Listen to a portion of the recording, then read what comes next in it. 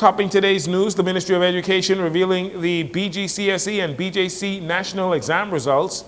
The Free National Movement set to ratify between 5 and 10 new candidates tonight.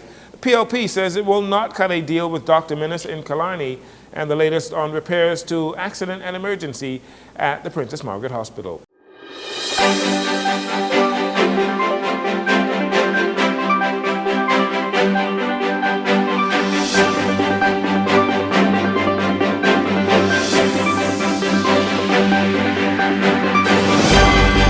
This is your JCN Evening News. I'm Jarino Saunders. Thank you so much for joining us. The Ministry of Education announcing the results of the latest national BGCSE and BJC examinations during a press conference at the ministry's headquarters on University Drive this afternoon. The results show an increase in A to C grades over the previous year, that was 2024. This year for BJCs, 38.8% of the students sitting 5 or more exams received a C grade or higher. For the BGCSE, 37.2% of the students sitting 5 or more exams received a C grade or higher. The Minister of Education, Glenys Hannah Martin, acknowledging, though, that the need for continued improvements and transformation is real. She thanked the teachers and administrators for the work that they have been doing. We will have more on the exam results in a later report.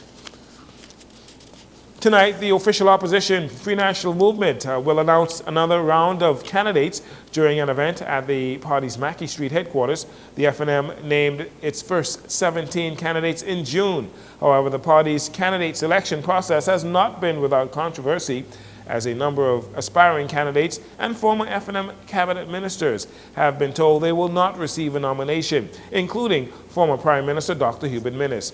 It is unclear exactly how many of the remaining 22 candidates will be ratified tonight, but we expect, again, between 5 and 10 new candidates to be named this evening.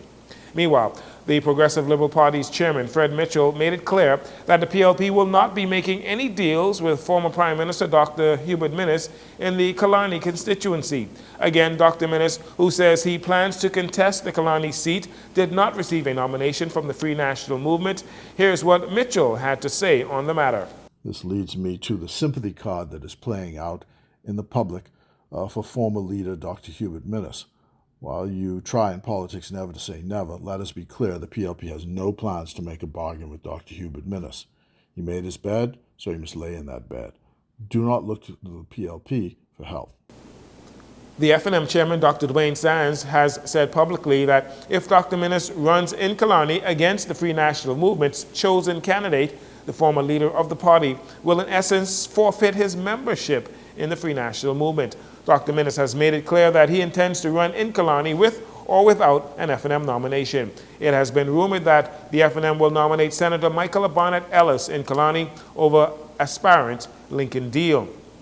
Meanwhile, the PLP held its final candidates training module this past weekend and is expected to begin ratifying its candidates in the near future. Expansion and upgrades to the Accident and Emergency Department at the Princess Margaret Hospital began way back in 2019. And while much of the repairs were completed by 2024, the main front entrance to Accident and Emergency has yet to be open. On Wednesday, the Minister of Health and Wellness, Dr. Michael Darville, gave an update on repairs and the reasons for delays at the front entrance to the Elizabeth Avenue side of the building. For one main reason. There was a long lead item that had to be ordered. These items are not on the shelves where you could just pick them. It has to be built. It has set the project back by 4 to 6 weeks. I will report to the Bahamian people on the update of the air conditioning system, which is presently being built abroad for shipment into the Bahamas. The contractor who is responsible for the repairs at A&E is being paid. And so it's just a matter of the installation of this air conditioning system, and we will be able to open our front door to the Bahamian people. Upgrades at the new PMH A&E department are aimed at improving patient service, privacy, and safety. And finally, in this segment, many countries in the region have come to rely on the expertise of Cuban medical professionals to boost the level of service in their healthcare systems. But concerns by the United States that many of those Cuban doctors and nurses are being exploited by the Cuban government has created a challenge to retain those Cuban professionals. On Wednesday, the Minister of Health and Wellness, Dr. Michael Darville, gave an update on where things stand as it relates to balancing the need to contract the Cuban medical professionals and those concerns by the United States.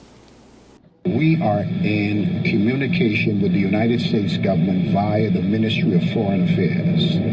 That communication is still ongoing. I made a statement that the Bahamas government is prepared to go into a direct contractual agreement with Cuban workers. That is now at the Ministry of Foreign Affairs with our counterparts to the north. And once we get clarity on that, we will begin the entire process across the country.